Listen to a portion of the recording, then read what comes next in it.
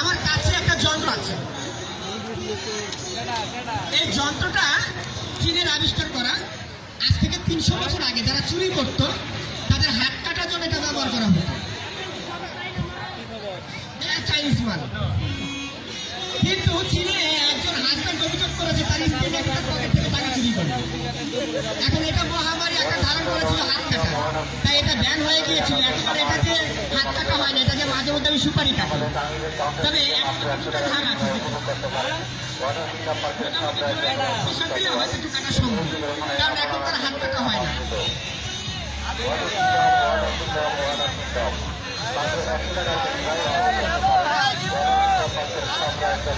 এখন লক হয়ে গিয়েছে, এখন যেতে পারবো না, ভয় নেই। আপনি কি রেডি? আশা করি পুরোপুরি কাটবে। অ্যাকচুয়ালি হাতটা আপনি যদি ভয় পান তাহলে ভুল হতে পারে, কারণ ভুল হলে হয়তো আপনার কাটা যাবে। হাত যদি কাটা যায় তাহলে তার ম্যাজিক হবে না, তাই না? আপনি ভয় পাবেন না, আমাকেও ভয় দেখাবেন না, কারণ গতকালকে একজন ভয় দেখিয়েছিল,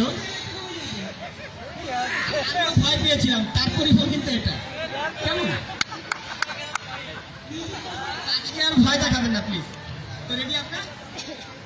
আপনার নামটা মুখটা, তাই না? দেখুন হাত যদি ভুলবশত কাটাও যায় সেক্ষেত্রে লাভবান কিন্তু আপনি হবেন, কারণ আমাদের বাংলাদেশে কান কাটা রমজান, গলা কাটা সবুজ, এই নামগুলো খুব বিখ্যাত হয়।